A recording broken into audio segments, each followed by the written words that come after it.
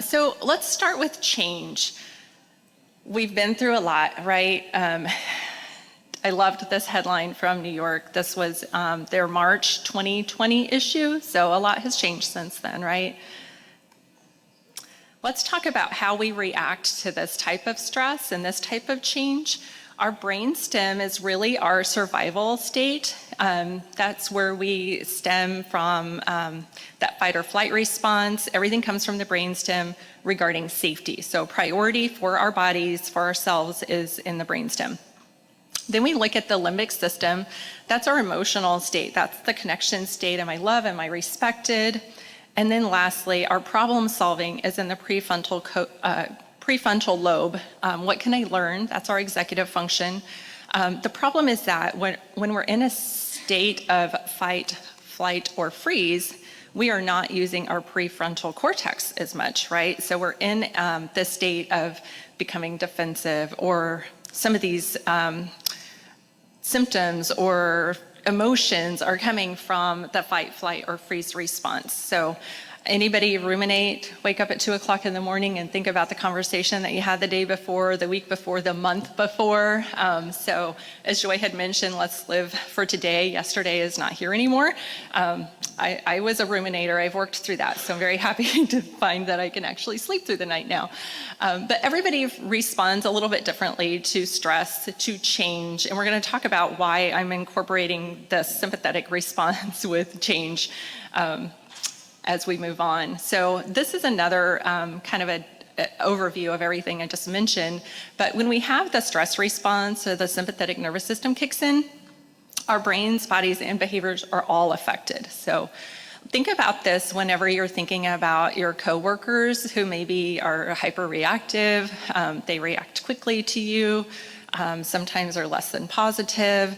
Think about this with our patients. One of the reasons we incorporate trauma-informed innovation with our patient and our staff is because, again, we are a behavioral health network, but some of our patients are combative sometimes.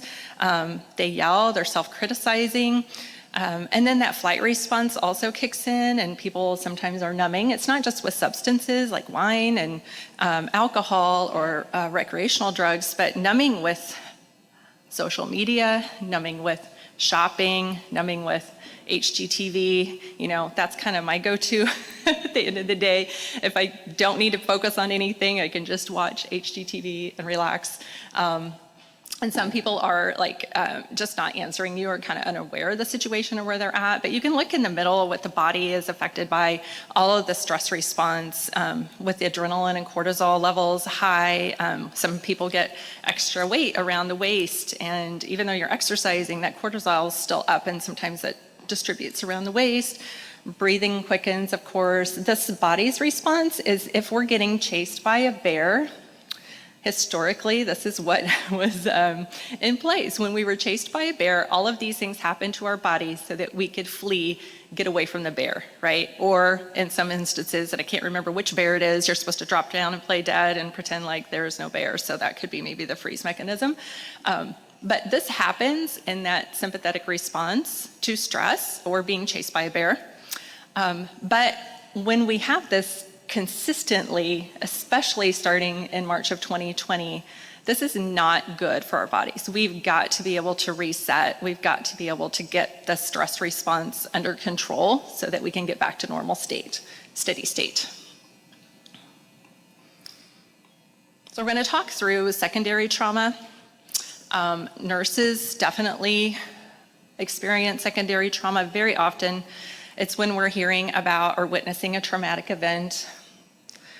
Compassion fatigue is running out of personal resilience. And then burnout is the ongoing overload of work or institutional stressors. And I'm going to seek my notes here for just a moment so that I don't forget to mention a couple things here. And then the other kind of trauma is moral injury. Often misunderstood as burnout or PTSD. It's the damage done to one's conscious or moral compass when that person perpetrates, witnesses, or fails to prevent acts that transgress their own moral and ethical values or codes of conduct. So that is from the Syracuse University Moral Injury Project. And then burnout means you cannot do the tasks being required in the time that you have with the resources that you have.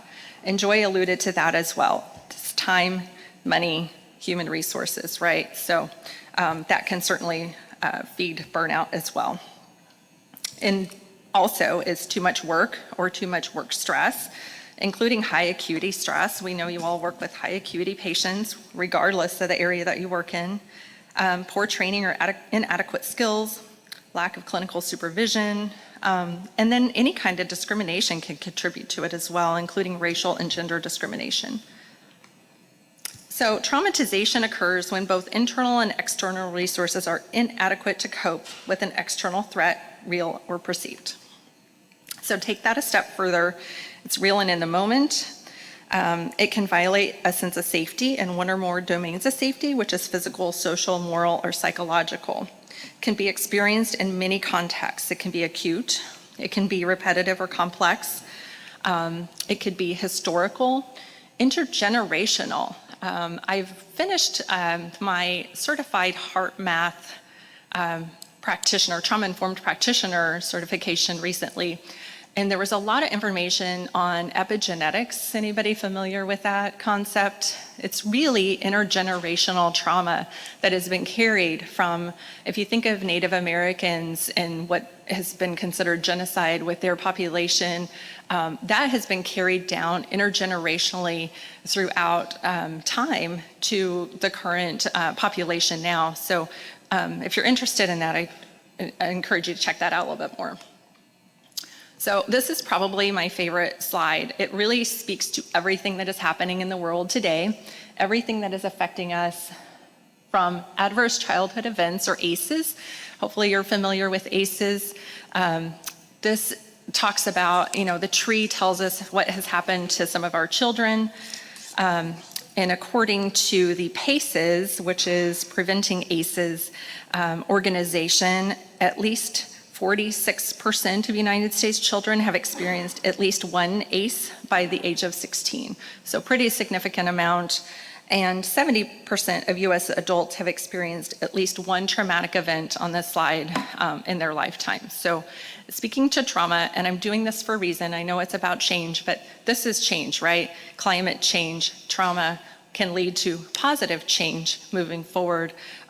Atrocious cultural experiences, I mentioned, genocide, slavery, colonization, segregation, things that are happening in the community. So, but not to fear, our bodies can heal, and we can move forward from this. And we're gonna talk about how you as leaders can help people move forward through change as well.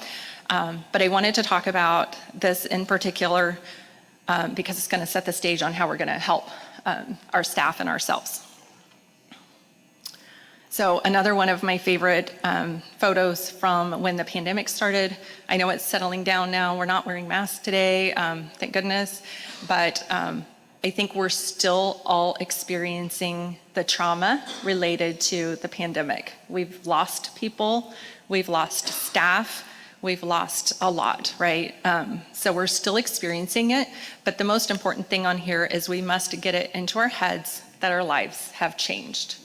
So let's focus on change and the health impact of what's happened with the trauma, the pandemic, and change in general.